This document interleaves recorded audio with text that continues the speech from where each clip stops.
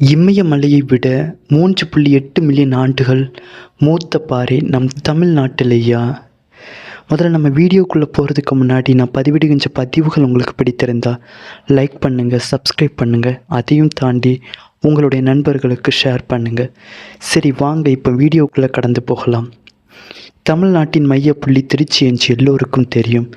நம்மில் பலருக்கும் திருச்சி என்பது ஊருக்கு போகும் வழியில் பஸ் மாறும் இடமாகவோ அல்லது ஒரு கல்வி மையமாகவோ தான் தெரிந்திருக்கும். ஆனால் திருச்சி வெறும் ஊர் அல்ல, பல ஆயிரம் வருட சரித்திரங்களையும் காவியங்களையும் தனக்குள் புதைத்து வைத்துள்ள ஒரு மாபெரும் பொக்கிஷம்.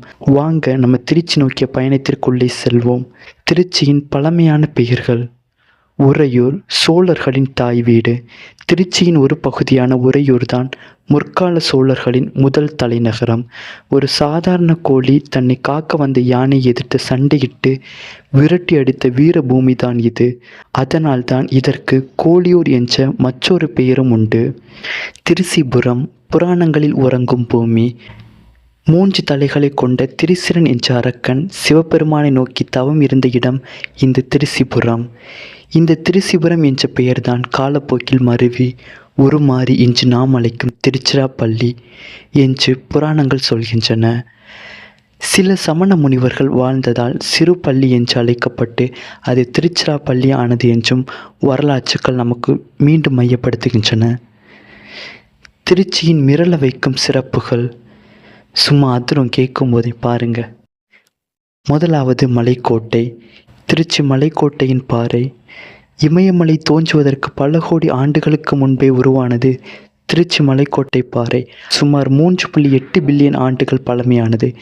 இந்த பாறை இதன் உச்சியில் கம்பீரமாக அமர்ந்திருக்கும் அருள்பாலி இருக்கும் உச்சி பிள்ளையாரும் தாயுமானவர் சுவாமியும் திருச்சியின் அழியாத அடையாளங்கள். இரண்டாவது ஸ்ரீரங்கம். இதனை பூலோக வைகுண்டம் என்பார்கள். உலகின் மிக பழமையான இந்து கோயில் இங்குதான் உள்ளது. 156 ஏக்கர் பரப்பளவில் 21 கோபுரங்களுடன் அமைந்துள்ள ஸ்ரீரங்க ரங்கநாதர் கோவில் தமிழர்களின் கட்டடக்கலையை உலகிற்கு எடுத்துக் கூறும் ஒரு மாபெரும் சான்று.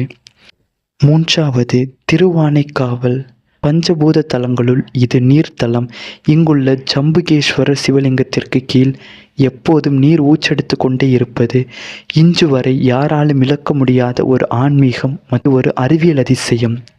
நான்காவது கல்லணை, தமிழனின் இன்ஜினியரிங் ஒர்க்.